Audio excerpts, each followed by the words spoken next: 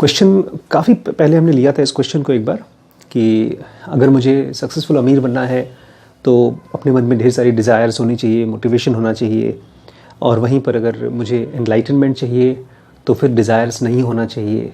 तो इसकी वजह से मुझे डिस्टर्बेंस आ रही है। बोलते हैं जब भी मैं अपने एनलाइटमेंट के बारे में सोचता हूँ तो मेरा वो पैसे रुपए की जो लालच है वो कम हो जाती है, तो फिर मैं अमीर नहीं बन सकता हूँ। और वाइस वर्सा अगर मैं अमीर बनने की कोशिश कर रहा हूँ तो ये जो एनलाइटमेंट का जो लड्डू है वो मुझको लगता है कि छूट रहा है मुझसे, तो मैं क्या करूँ इसके बारे में।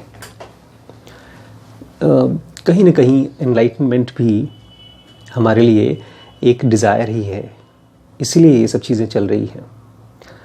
अगर मेरे पास उलझा हुआ ऊन है या एक कमरा जो बहुत बिखरा हुआ है तो मैं उसको ये नहीं कहूँगा कि मेरी डिज़ायर है कि ठीक हो जाए। उलझन ही अपने आप में मुझे अगर देख पाऊँगा तो उसको सुलझाने का मन करेगा।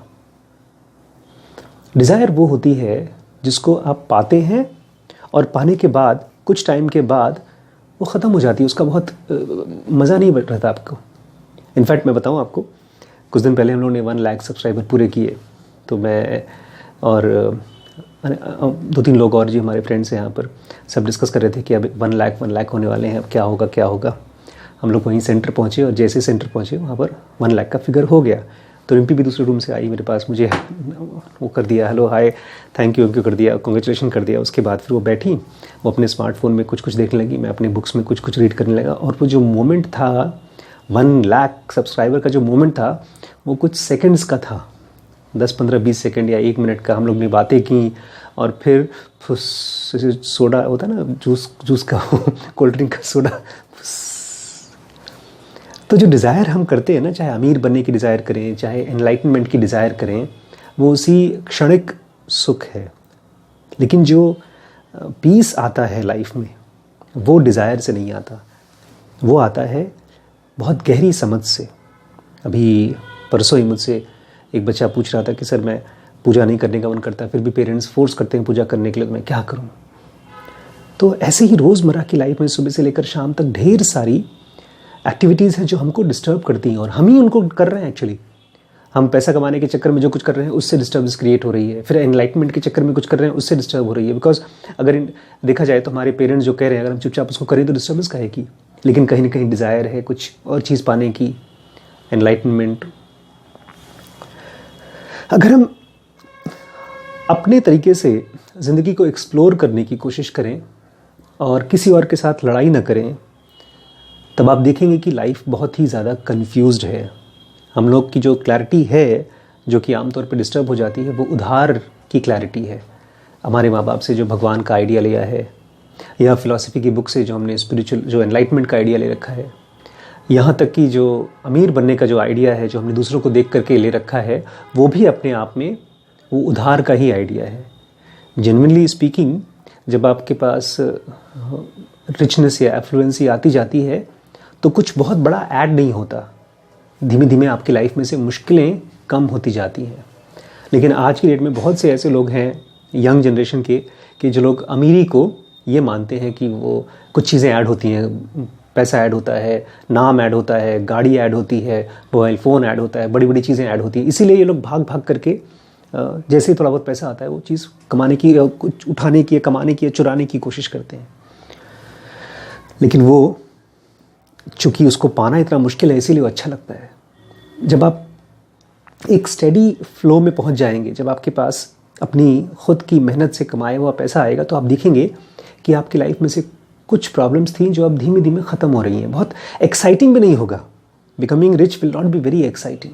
क्योंकि मुझे याद है कि मैं जैसे राजू को देखता हूँ या जो भी हमारे यहाँ आते हैं, डॉक्टर अमर सिंह हमारे जो चेयरमैन है, he is a very rich man. आज की डेट में उन्होंने 50 करोड़ 60 करोड़ का तो खाली हॉस्पिटल बनाया है, उनका घर बहुत बड़ा है। तो जब वो यहाँ आ रहे थे, पिछली बार मैंने आपको बताया था, वो आए थे तो एक बड़ी सी कैरावन में आए थे, जिसमें कि एक सोफ़ा है, टीवी है। कैरावन समझते हैं ना, एक घर नुमा बस टाइप का छोटा सा। तो मैं जाकर उनके साथ उसी में बात कर, मैंने कहा सर आप लखनऊ से यहाँ तक आए हैं और उसके लिए क्यों, कैरावन तो दूर जाने के लिए होता है। बोलते यार मुझे ना उसकी दिक्कत हो गई थी, प्रोस्टेट की दिक्कत हो गई थी, तो इसलिए मुझे हर 15-20 मिनट में, आधे घंटे में बाथरूम जाना पड़ता था और उसी लिए ये कैरावन ख़रीदनी पड़ी क्योंकि उसमें बाथरूम है। तो एक इतना अमीर आदमी, इतना सक्सेसफुल आदमी को भी बाथरूम की दिक्कत हो सकती है। तो हम लोग बहुत सी चीज़ें इमेजिन करते हैं कि हमारी लाइफ एकदम परफेक्ट हो जाएगी जब हम रिच होंगे। परफेक्ट नहीं होगी, कंफर्टेबल होगी, और ढेर सारी जो गरीबी से निकलने वाली प्रॉब्लम्स हैं उसको धीमे धीमे ख़त्म हो जाएगी। वो भी अपने आप में बड़ी प्रॉब्लम्स है। अच्छा, दूसरी तरफ है ये आइडिया ऑफ एनलाइटनमेंट।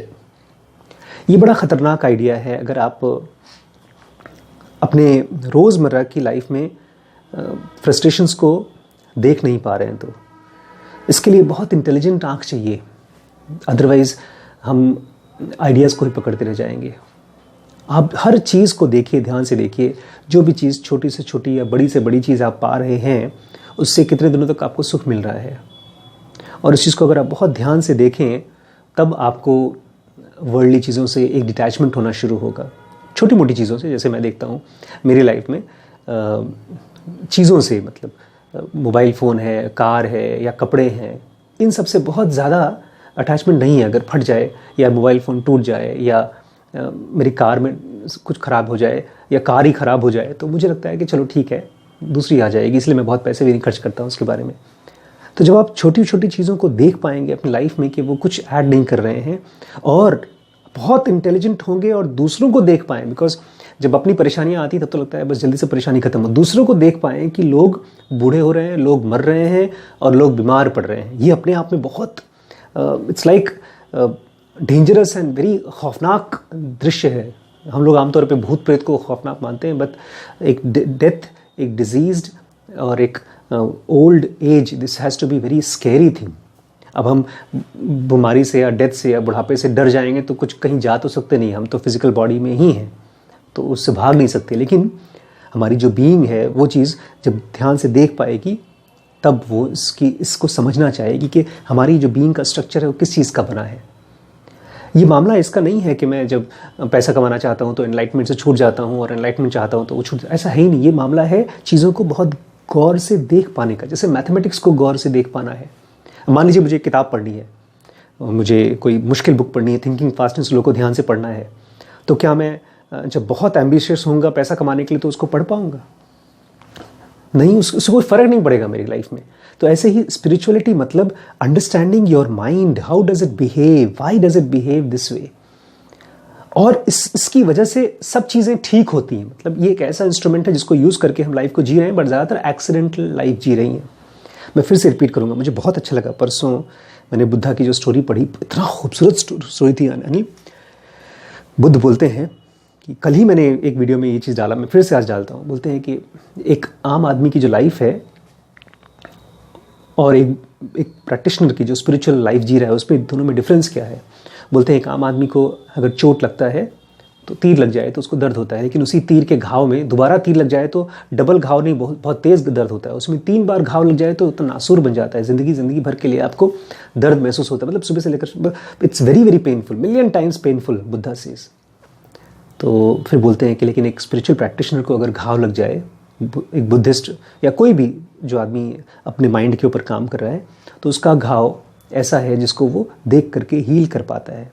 पहले तो मुझे लगा कि क्या बोल रहे हैं, समझ में नहीं आया मुझे, लेकिन बाद में उनकी जब बात मैंने ध्यान से पढ़ी तो मुझे ये समझ में आया कि बुद्ध बोल रहे हैं कि आपको मान लीजिए किसी ने ख़राब बोल दिया, आपको गाली दे दी, तो एक नॉन स्पिरिचुअल आदमी जो कि बिल्कुल भी स्पिरिचुअल प्रैक्टिसेस में नहीं इन्वॉल्व है, वो क्या करेगा, उस गाली से, उस लड़ाई से गुस्सा होकर के कुछ एक्शन करेगा।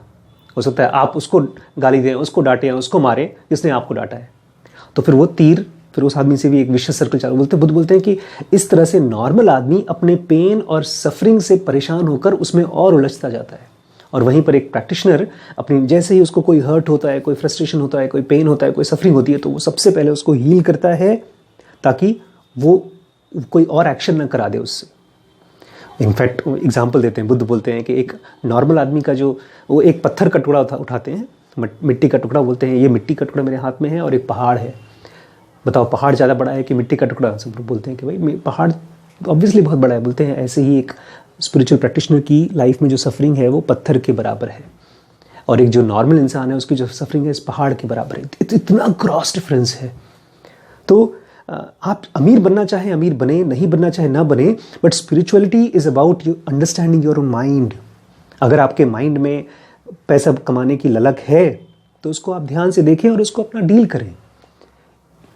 लेकिन आपको दिखेगा भी तभी जब आप उसको ऑब्जर्व कर पाएंगे, और आपको समझ में भी आएगा तभी कि मुझे लाइफ में आगे कैसे अपने आप को एफ्लुएंट बनाना है, कमाना है वगैरह वगैरह, जब अपने माइंड को समझेंगे। अदरवाइज ढेर सारी मिस्टेक्स करते जाएंगे। So spirituality is understanding your mind so that it should commit less and less number of mistakes. And what is ambition? Ambition is simply हमारे एसेंशियल प्लेजर्स के लिए हम पैसे इकट्ठे करते रहते हैं अपने आप को सिक्योर बनाने के लिए। तो इन दोनों में कोई कॉन्ट्रास्ट नहीं है, हम केवल आइडियाज़ बना के रखा है, इसलिए हम लोगों को लगता है दोनों में कॉन्ट्रास्ट है और हम उलझे हुए हैं। अदरवाइज दोनों में कॉन्ट्रास्ट नहीं है। अगर आप स्पिरिचुअलिटी में बहुत गहरे से जाते हैं तो आपको पैसा कमाने में भी मदद मिलेगी। अगर आप बहुत मेहनत से पैसा कमाते हैं तो भी आपको विजडम मिलेगी लाइफ में। आप कार खरीद सकते हैं और पाएंगे कि कार की वजह से आपकी लाइफ में बहुत फ़र्क नहीं पड़ा है। आपके पास एक बड़ा बंगला हो गया तो आप देखेंगे यार बहुत ज़्यादा फ़र्क नहीं पड़ा जो मैं सोच रहा था। तो पैसे से आपको विजडम भी आएगी अगर आप जागरूक हैं, और आपकी जागरूकता से आपकी लाइफ में कंफर्ट तो आएगा ही। जैसे आप समझदार होंगे तो आपकी लाइफ बदलेगी, बिल्कुल बदलेगी। Thank you. जो कोर्सेज हैं अभी उनके बारे में थोड़ा सा बता दूं। सबसे पहले तो ज़ेनोगा बेसिक कोर्स है जो कि स्पिरिचुअलिटी में आपको बहुत दूर लेके जाएगी, 2 साल का कोर्स है। उसके बाद है SPMT। अगर आप ब्रह्मचर्य और पेरेंटिंग को समझना चाहते हैं तो SPMT is a very very powerful course. Third is WBX। जो लोग भी स्टार्टअप कर रहे हैं, बिजनेसेस करने की कोशिश कर रहे हैं, शुरुआत कर रहे हैं, पहले WBX ज्वाइन करिए, पहले बिजनेस के तरीके सीखिए, उसके बाद अपना पहला पैसा मार्केट में लगाइएगा। चौथा है अवेयरनेस का रिलेशनशिप का कोर्स, जिसमें कि आप अपनी माइंड को और अवेयर कैसे कर सकते हैं, पावर ऑफ नाउ के ऊपर बेस्ड है। ये 4th कोर्स है। और 5th कोर्स अभी चल रहा है हम लोगों का, उसका नाम है BDM, best decision making course, जो कि डैनियल kahneman की थिंकिंग फास्ट एंड स्लो और इस तरह की कुछ और बुक्स हैं उनके ऊपर बेस्ड है।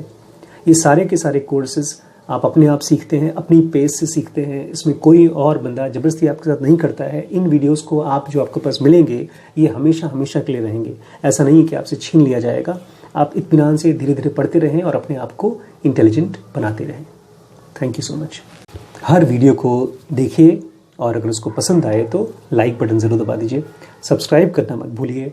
और हाँ, एक इम्पॉर्टेंट फिर से मैं आपको अनाउंसमेंट दे दूं कि हम लोग जो स्टडी सेंटर बना रहे हैं वो ऑलमोस्ट हाफ कंप्लीट हो चुका है, और आप लोगों के फंड की ही मदद से, आपके डोनेशन की मदद से ही हमने यहाँ तक उसको कंप्लीट किया है।